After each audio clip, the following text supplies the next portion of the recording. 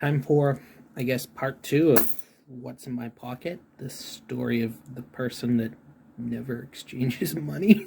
I'm the worst about it. This time it's going to be coins. So the coins that are still good, circulating, I keep in this bag that I made. I actually have a lot of these types of bags that I made. If I do one showing off the junk silver from around the world that I have, you'll see a lot of these bags. Not including this bag are some of the more, I guess, interesting stuff that I wouldn't want to use when I'm visiting another country. But yeah, I'm just going to dump this out, and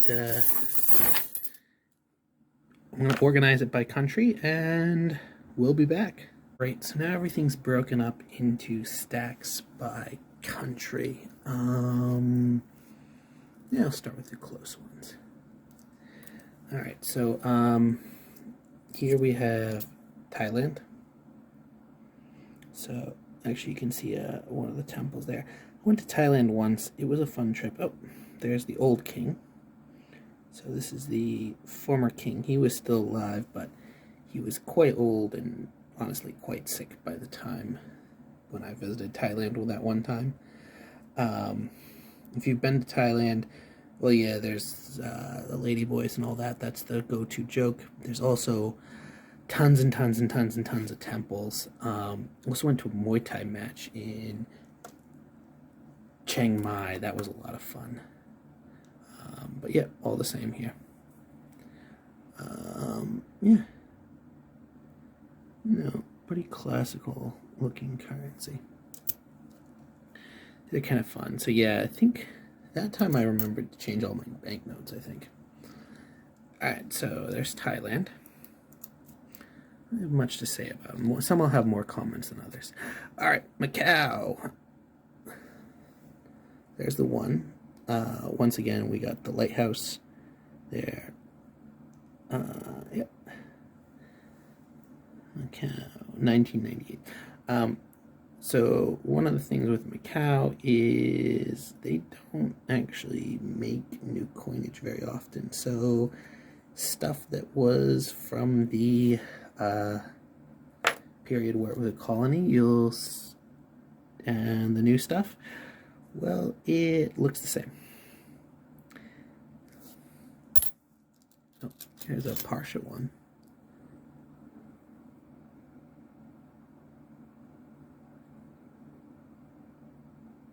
Yeah, 50 so half. Showing, actually, I really like the design of this one. You can see they've got the lion dance going on. 1993. So yeah, and this is the thing for a lot of smaller countries, is just not worth changing designs very often, or just changing the money that often, making new money. So a lot of designs stay, and also a lot of older coins keep being the majority of stuff in circulation, because making new coinage is expensive. And that, particularly for Macau, it's kind of a not self-sustained, sort of an internal loop where the money really isn't going anywhere else. Yeah, 1993.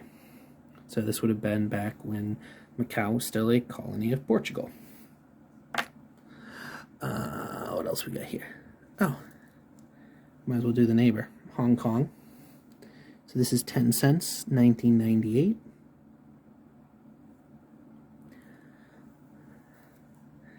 I have some older Hong Kong stuff too, but that would not be in this pile. 1982. So, you know, this would have been, oh yeah, here's the queen on it. The newer stuff does not have the queen, but I still ended up getting this in change. So I'm not sure if that's, you know, slipped into circulation, or if those are still officially in circulation. I'm not quite sure, but this one's actually quite a thin 10 cents with grandma on it. My wife's here. Maybe we should talk about Philippines coins. No. Alright, 1998. So you see it's got the modern side to it. Here's a 20 cents. 1997, 20 cents. Yeah, same thing I found in Hong Kong. It's a lot of quite old stuff that was maybe minted right around the time of the handover. Still in circulation, 1997. I didn't really see new stuff when I was in Hong Kong. Alright, let's pick the Philippines since my wife is standing here. Hi, Jen. I don't think she wants to be in this video. Here's a nice little one from 2008. Isn't it cute? Yeah. What can you buy with one of these, Jen? 5 cents.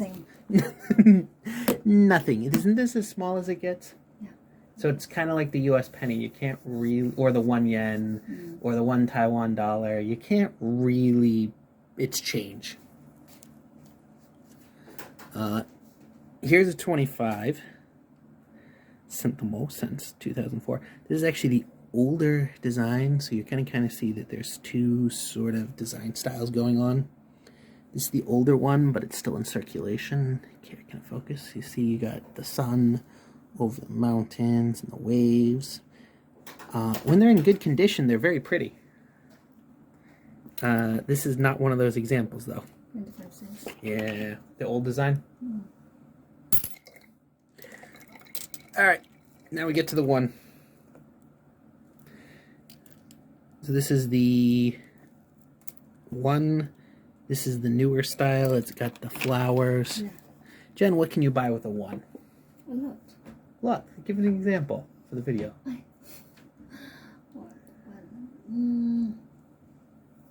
one piece of junk food. One piece of junk food. Like snacks for, kids. Yeah, like kids' junk food, candy. Yeah, like one piece of candy. Yeah. Menthol candy. Yeah. Like those candy you can buy in the cheap, the highways. Yeah, off the side of the road. Yeah. And then here's a one, but it's the older design. This is from 1993. You see, just like the 25, it's got the mountains. It's got the sun.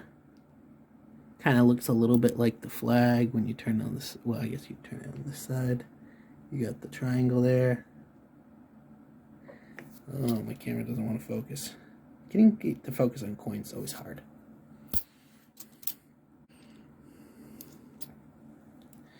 So you can see both designs in circulation now in the Philippines. So this is from 2018. This is from 2013. So the new one, looking forward, that's actually a theme you'll keep seeing with the newer coins. And then a plant on the back. For the older ones, are going to have this design with the mountains, the sun, and the triangle to kind of look like the flag. Alright, so we have some more old ones. Last time we were there, which was before 2020 and everything went crazy, most of them in circulation were still the older style. Here's a 5. This is the new 5. You can see the same forward-facing portrait. This is also 2018.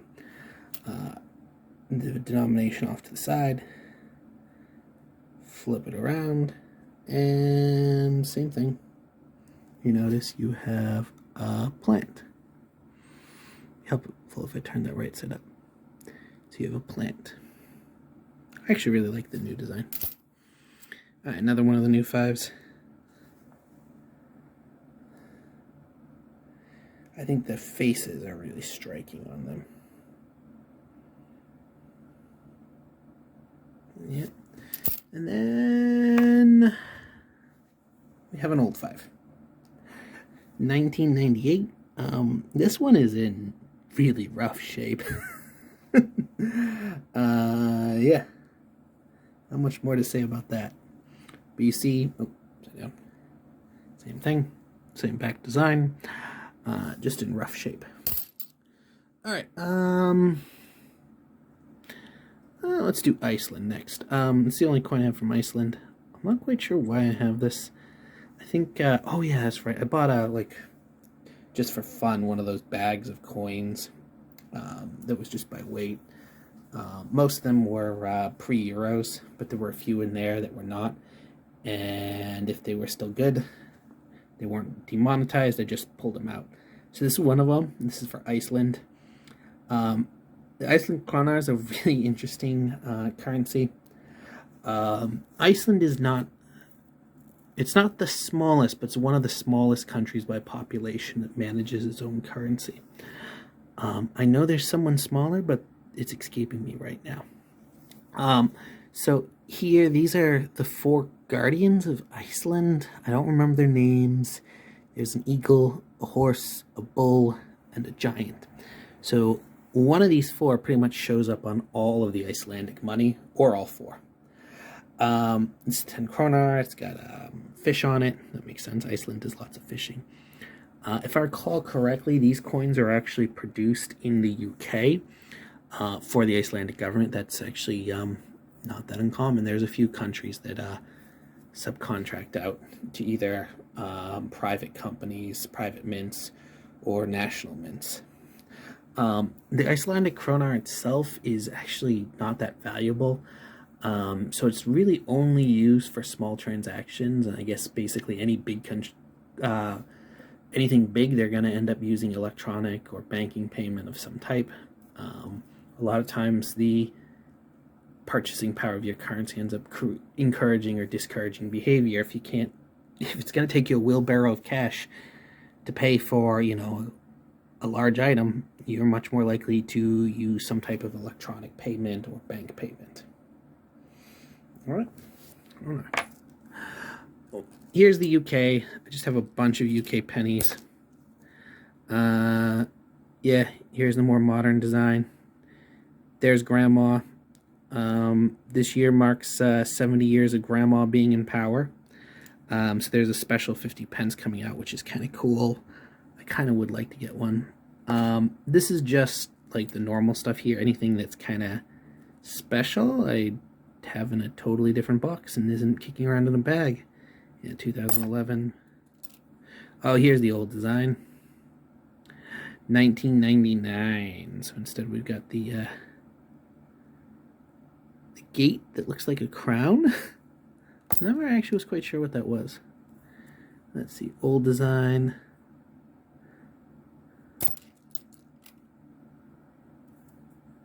Yeah, new design with, if you take the coins and put them together, you get the seal. Old design, what year is this? Ooh. Clumsy, 2001. I don't think any of these are valuable or primarily copper, which I guess could make them worth more than their face. Yeah.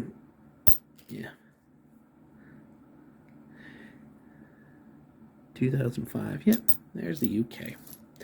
So we get to see Grandma. All right, Australia. Actually, kind of did the same thing. Australian wildlife. I think that's really smart because Australia's got some pretty cool wildlife. You see it on their coinage a lot. Not just this, but also like their bullion, silver coinage, the koala, the kookaburra, the kangaroo. All of those coins feature Australian wildlife, and there's been more. They had the one with the shark, which was kind of cool. Yeah. Australia does some pretty cool coinage. Yeah. I actually liked, I'll show it in the video I do about the junk silver that I have, but I really liked their one they had with the kangaroo and the bulldog. That was to commemorate the Queen's visit, the Queen's first visit. All right, I feel like, oh, yep. One more thing with the Queen. So we have a Canadian penny. Now, Canada doesn't make the penny anymore, but they haven't demonetized it. Or at least they haven't last time I checked. So it's still technically good, they just don't make them anymore. And there's a lot of talk that the US government is going to stop minting the US penny in 2023. which probably means the people that have been stacking them for copper will finally get to melt them. All right, let's see what else we have for single ones here. Go through the small collection. Oh, yeah. South Africa, 1997. 5 cents. Yeah. Kind of a nice, actually big size 5 cents. I don't know much about South African money. I think this one was just in the bag of random coins I bought. Oops. I kind of like anything with animal design, so I like the fact that there's a bird on it. I kind of like that. It's got their crest here, which is actually really impressive. Yeah, let's do this one. No. All right, a euro 1 cent. I feel like I was actually given this in change as an accident. Yeah. I don't really have much to say about the euro 1 cent. I mean, it's 1 cent of euro. Yeah. Now let's go this one. Oh, Malaysia. Yeah. 2001 Malaysia 10 cents, so 1/10 of a ringgit, or basically you know, 0.10. Yeah. What's the boat on here? Oh, traditional boat. Malaysia, I don't know much about Malaysia. They actually make a really cool gold bullion coin. They make it in 1/4 of an ounce, 1/2 ounce, and 1 ounce. It's actually got a really cool design, but you like never see it outside of Malaysia. There's a few countries that they have bullion that I find really interesting that you just don't find outside of the country. Malaysia's an example for gold. Kazakhstan for silver and gold. Russia for silver and gold. And also Ukraine with the archangels. So those are coins that, like, they look pretty neat, and even sometimes looking at the price list, they're not sold for that bad of a premium inside the country. But the problem is you gotta go there to get it. It's usually sold maybe through the central bank or something like that. Yeah. All right. Let's stay in Southeast Asia. We've been jumping all over the world. Oh. Indonesia. A coworker might have given me this as pocket change. Yeah, Republic of Indonesia. I wish I knew what this bought. It's pretty weak currency, though. You remember him saying that it wasn't worth much. Yeah, another 1,000. Rupee. I guess rupee. 200. Oh, this is aluminum. This is super light. Okay, so 200, 1,000. This is actually aluminum by the feel of it. Pretty light. It's got a bird. I like birds. Jakabali. Maybe that's the bird's name. I've never been to Indonesia, but I actually had a coworker who retired there to Bali, which sounded like a really nice gig. Here, we'll touch these last. All right. One of my favorite places I have been, Tunisia. Now, Tunisia, you're not supposed to actually bring the paper currency in and out. I'm not sure about the coins. This was just what was left over. So this was one of the few times I remembered to exchange my bills because you couldn't fly out with it. All right, so here's the 50. Tunisia is a really nice place, but as a lot of people point out, it's, you know... So when I went, this was after, you know, those tourists got killed it was a few years after those tourists got killed, actually. Quite a few years. But, you know, Libya is their next door neighbor. Libya's unstable. Concerns about ISIS. And things like that is that, yeah, tourism is a big driver. But it was interesting because most of the tourists are from Europe. So I remember I stuck out to a lot of people because I was like maybe one of the only American tourists they'd met. and especially some of the smaller cities I stopped in that were maybe less touristy. It was a bit of a novelty, I guess. Really nice place. Pretty much everybody speaks French, so that makes it easy. A lot of people speak English. There's the year 2007. I didn't say the year in the last one. So this is 50 mils. So basically, mil is in milli, like millimeter. 1983. Once again, old currency sticks around. So 1,000 millis equals a dinar. So instead of cent, you know, cent is in 1/100th, milli is in 1/1000th. Also 2008. Penny, interestingly, used to be 1/240th, but everybody's gone to the hundredth system pretty much. Thank you, decimal day. So when you're dealing with pre-decimal currency from like the UK or Australia, a penny is 1/240th. This used to actually be very common in Europe under Charlemagne. A penny was 1/240th. I believe the Romans had a unit that was 1/240th. I don't know much about Roman currency. No, 2013. So this is 100. 10 of these makes a dinar. At the time I was there, a sandwich might be 2 or 3 dinar at like a restaurant. 2011. Yeah, Tunisia was definitely one of my favorite places that I visited. The money's actually really cool. All right, and then here is half a dinar. This one's from 2011. So you can see the crest there. You can see the half moon and star, which is also on the flag. Kind of neat. You have, you know, somebody's holding grain and fruit. I kind of like the agricultural, like, image of plenty. All right, and here's a full-blown dinar. Here, we'll start on this side. So, once again, we have the crest.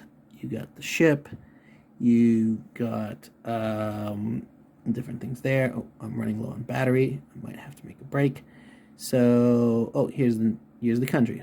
1434 to 2013. Scale, lion. And then this one is showing a woman, I guess, in a farm. It looks like maybe she's picking olives. Olives are a huge export. Olive oil, grain, dates. Tunisia still has a lot of agriculture. And then one more dinar. This one's, maybe it's a little older. What year is this one? 2011. It's just maybe a little more worn on that side. But very pretty coins. I actually really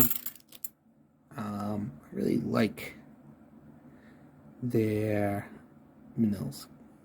The 100, the 50. I think there was also a few more, but those are the only ones I have examples of here. Alright, I plugged the phone in, so we're back. Here, I'll talk about Taiwan next. So I lived in Taiwan for quite a while. So the subunit, there's half a dollar coin. They don't generally circulate, but they are still legal tender. Here's a half dollar.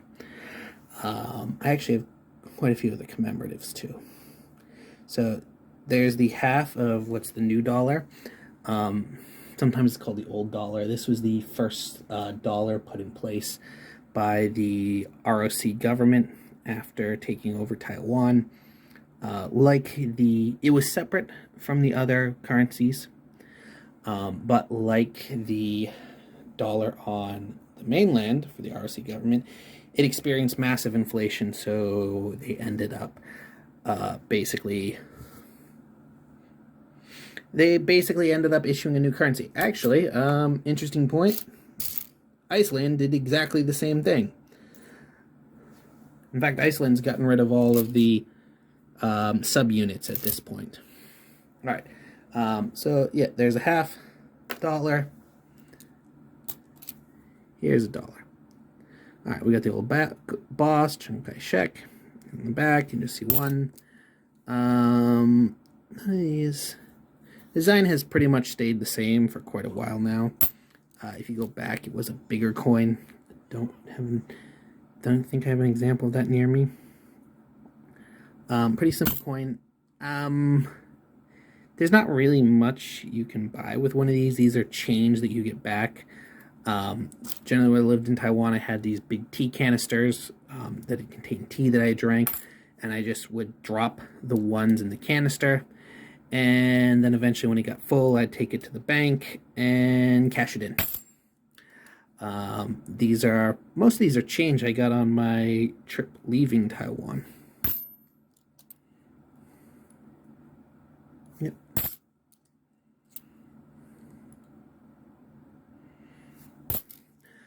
The fives, honestly, almost the same thing. Sometimes I would actually end up getting old fives in change because they were the size of the tens. I think that they sometimes got accidentally mixed in.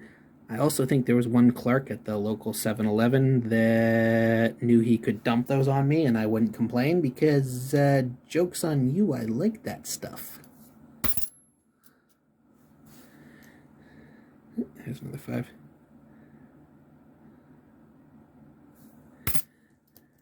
Yeah, most of this is just pocket change from my trip leaving Taiwan to come to Japan. Alright, and here's a 10. There's two basic designs for the 10 that circulate when I was living in Taiwan. I imagine that same still true. This is the slightly older design. The newer designs look more like this. However, this is a commemorative. I actually have quite a few commemoratives. I'd get them in change. Let's see, this is the one for the new millennia. So this was issued in 2000. Still, it's still good, but I keep it separate because I wouldn't want to use it. Also, those are worth a bit.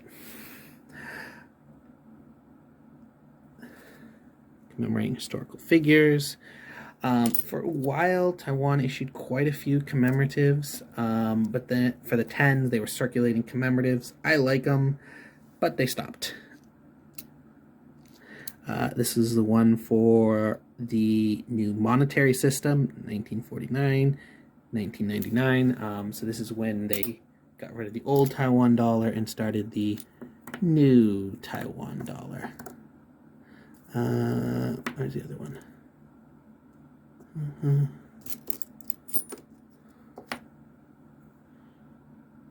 I thought I had another one here. I don't have them all next to me. Alright. Oh no, here it is. So this would be 90 years of the founding of the Republic of China. This one's got the huge moon, I guess we'd call it almost. It looks like a moon. Probably can't see it, but if you tip it the right way, you can see the characters inside. Also in circulation, I keep this one out because you pretty much never see them, is the 20. The 20s are relatively rare. It's a bimetal. I personally like bimetals. I've said that in other videos. So I wish you saw it more. 20 traditional Aboriginal canoes. This was one of the chiefs or kings of the Aboriginals groups. I can't quite remember. So I only got this in change once. And then here is the old 50. They only actually made these for a few years. There's another one that's not in as good shape. These are kind of fun. There's the Presidential Palace. Sometimes I'd get these in change, and I feel like they were dumping them on me. It's a bimetal. I like bimetals because I was a foreigner and wouldn't know better. But hey, joke's on you. I'm into that. Alright, last country we're going to cover is where I was born, the United States. So this is the smallest U.S. denomination. It's called a penny. 1980. So this one's going to look a little darker because its composition is more copper. So basically, God, what was it? 1981 and before, the coins are mostly copper, and the copper value actually exceeds the face value. So a lot of people actually will stack these, not because they're worth a lot, because they're worth more than a penny. And I guess after the penny is demonetized, or after it's no longer produced, I don't remember what the rule is, you could melt them down. Okay, cool. 1979, oh, this one's the same composition. Let's find a newer one.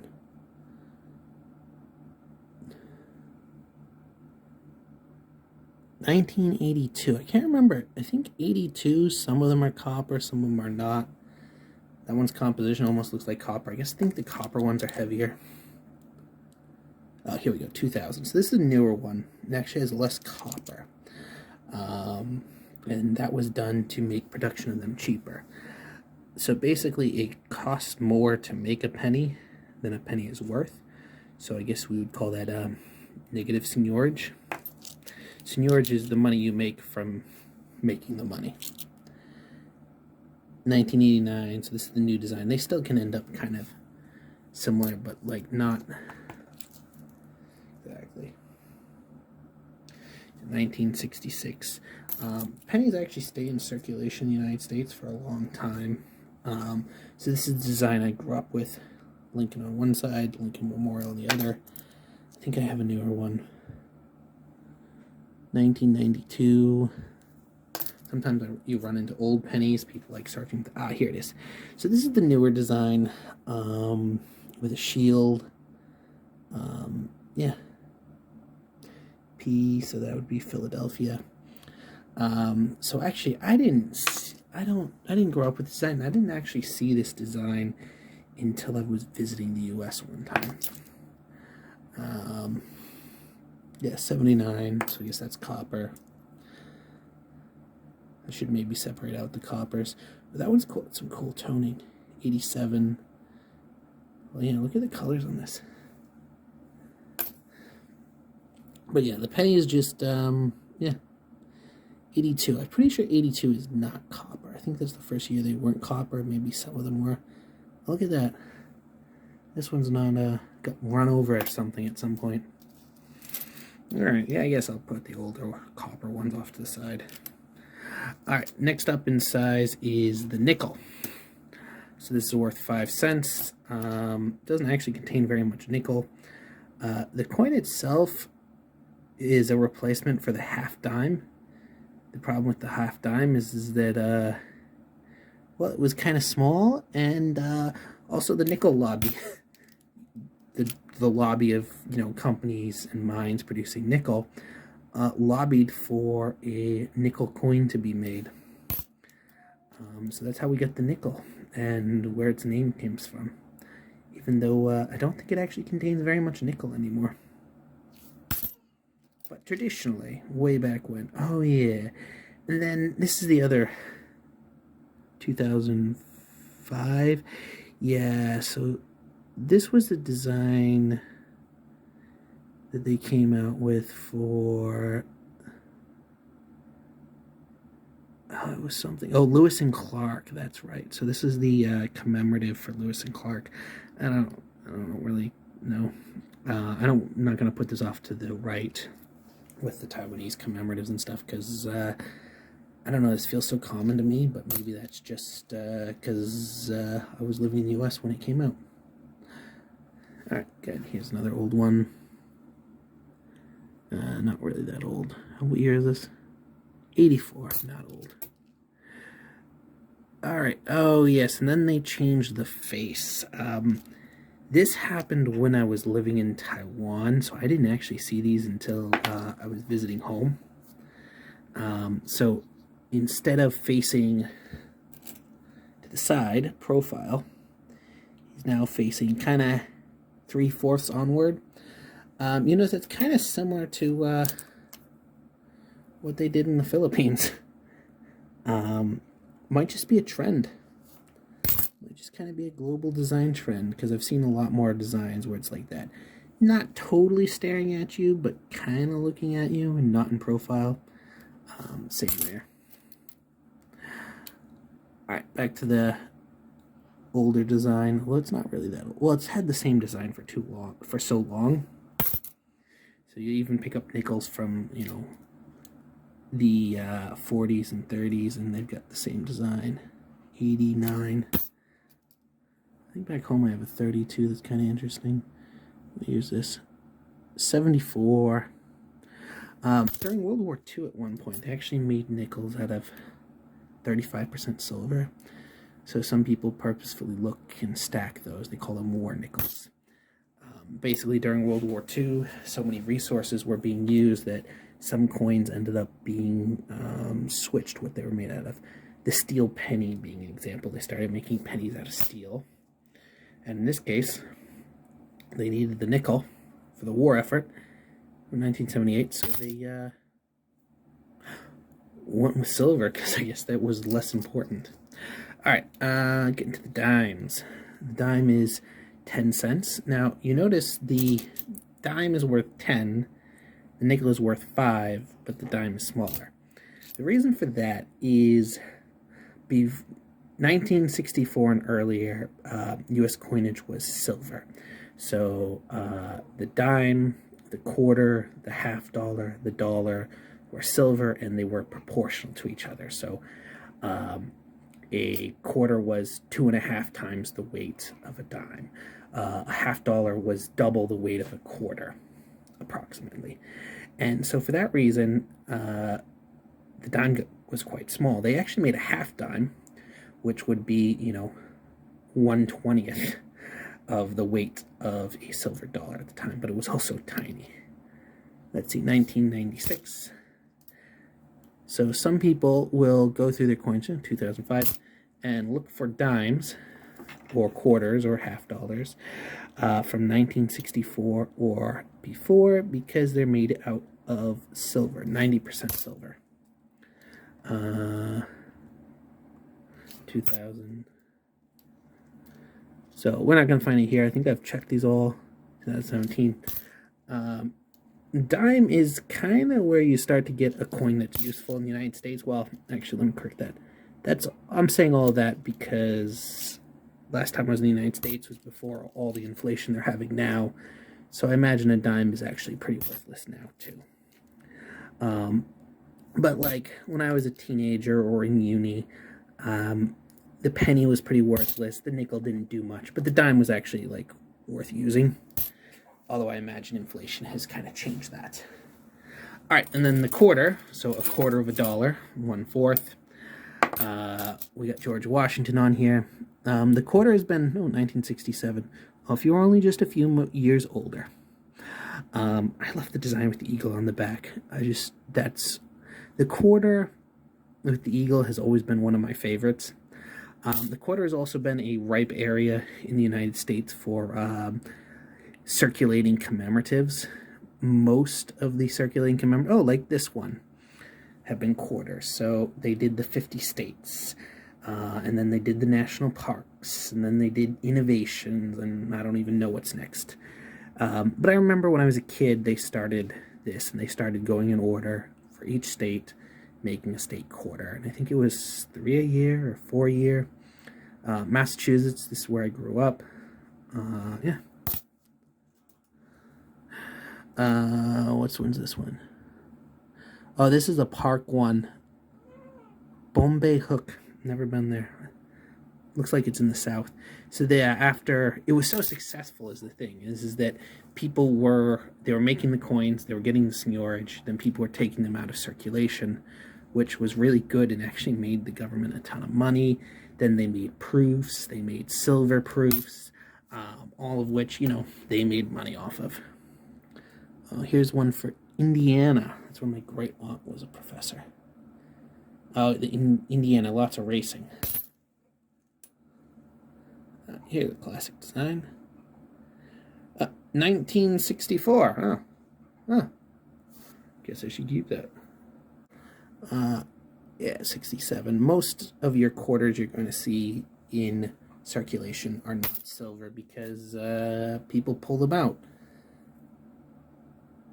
Another Bombay Hook. 2015. Well, we went back in 2016, so that makes sense that there would be lots of those around. 1995. So, here, it's another state. It's Georgia. Georgia's known for its peaches, so there's a peach. Each of the designs is supposed to kind of reflect a little bit about the state, what goes on there. I imagine for some states, there's probably a big debate about what. Oh, Vermont. Maple syrup, of course, Vermont. Show somebody getting maple syrup. That's one thing I like you can get maple syrup here in Japan, and it's actually not crazy priced, but like if you want a decent amount of it, it's all Canadian stuff, but whatever. Maple syrup is maple syrup. If you want a decent amount of it, though, you got to go to Utsunomiya, and they have decent prices at some places. There's a really nasty looking 1981. Here's going to be a state. Oh, New Hampshire. State of New Hampshire. When I was a kid, I started collecting the states, but I don't think I ever finished. Oh, another New Hampshire. Another Massachusetts. Oh, and then we have a dollar coin. So the dollar coin hasn't really taken off in the United States in recent years. This one shows Sacagawea. So they used to be really big silver coins, which people use quite a bit, and then they switched to a non-silver coin but kept the size. Honestly, those coins are kind of cool, and I like picking some of them up from the bank just to be able to spend them, and you know, the look on people's eyes. I also like spending $50. I feel like the $50 is probably going to be a more useful coin now in the United States due to inflation. Dollar coin. One nice thing about a dollar coin from the government's perspective is it has a higher seigniorage than paper money. So the problem with paper bills is they can really only be changed hands and be used for so long before, well, they need to be replaced. And the US $1 bill, I'm not sure if this is still true, but it has a very high velocity of money, meaning that it very quickly changes hands. Last time I read about this was 4 or 5 years ago, though, so I'm not sure if that's still true now. Well, the thing is, the coin can change hands more often, doesn't need to be replaced as often. So for that reason, it ends up working out a little more economically that way, and also the seigniorage on it. So here we see Sacagawea. She was a Aboriginal, a Native American. She was pretty important historically, helping out Lewis and Clark, which one of the nickels was commemorating Lewis and Clark, but I'm sure it's buried by now. Yeah, I got no clue where it is. It's somewhere in this pile. No, I don't see it. So she was on the dollar for a while. This replaced the Susan B. Anthony, which was not a very good dollar coin. It was poorly designed. It was about the same size as a quarter. I can see why nobody liked them. Then after this run was the First Ladies, same like kind of goldenish style. And they had a run of those about the First Ladies, kind of like the state coins. The US, I think, for the state coins, really got the US into like, ooh, we're going to do these limited release things. Let's do another and another. But yeah, that one I don't think took off as well. I mean, I've seen them. Last time I was in the United States, I saw the First Lady dollar coins, but I think they didn't take off. Just like the Sacagawea didn't really take off. I think as long as the bill's there, people are going to stick with the bill, not love the coin for most people. Yeah.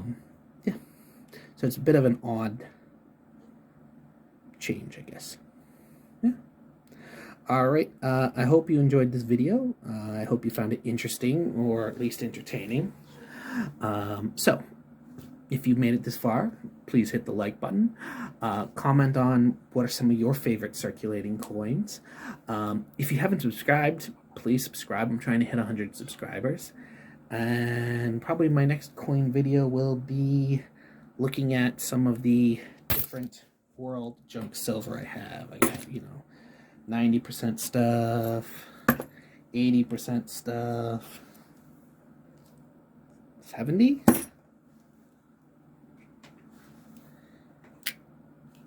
No, this is 90. 50. I actually made all those bags. That's what I do while I'm kind of sitting at a meeting waiting for some IT problem to happen for me to fix. Sometimes I just sew a bag. Alright, I guess it's time to put these back.